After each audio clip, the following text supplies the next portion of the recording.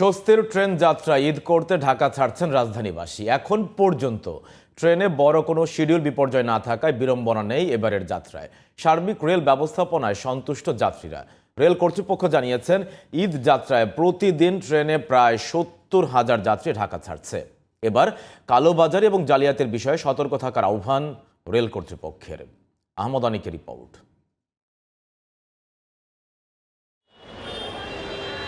ট্রেনে ঈদযাত্রায় ষষ্ঠ দিন শনিবার কমলাপুর রেল স্টেশনে যাত্রীদের চাপ থাকলেও ছিল না তেমন ভিড়, কেননা প্রায় প্রতিটি ট্রেনই ঢাকা ছেড়েছে সময় মতো। অনেকেই ট্রেনে গন্তব্যে যেতে স্টেশনে আসেন আগেভাগে। ট্রেন বিলম্বের শঙ্কা থাকলেও খুব একটা অপেক্ষা করতে হয়নি যাত্রীদের। শিডিউলে কোনো বিপর্যয় নেই, তারপর ভিড়ের বিষয়টাও কিছুটা আগের চেয়ে কম মনে হচ্ছে। আমরা যাব জামালপুর, আর সেখানে আমরা 10টার দিকে আসছি, ট্রেন ছাড়বে 11:30টার দিকে। জামালপুর ট্রেন আগে ভাগে আসতে, ট্রেন 11:30 ছেড়ে দেবেন থেকে। পরিবার পরিজন নিয়ে ঈদযাত্রায় আলাদা স্বস্তি এনে দিয়েছে এবারের রেল ব্যবস্থাপনা। অনলাইনে টিকিট কাটতে কিছুটা ঝক্কি পোহাতে হলেও শেষ পর্যন্ত সবকিছু ঠিকঠাক থাকায় উচ্ছ্বসিত সবাই। এখন তো 100% মনে হয় অনলাইনে দেওয়া, তো সেজন্য দেখে শুনে বুঝে কাটা যায়। আলহামদুলিল্লাহ, আমার কাছে খুবই ভালো মনে হইতেছে যে সবকিছু ফ্লেক্সিবল।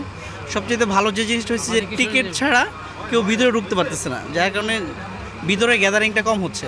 এরকম ব্যবস্থাপনা ঠিকভাবে করতেছে, এটাই বেস্ট। ঈদযাত্রায় ট্রেন ভ্রমণ বরাবরের মতোই সবচেয়ে বেশি উপভোগ করেন শিশু কিশোররা। কোথায় যাচ্ছ? বাড়িতে। কার বাড়িতে?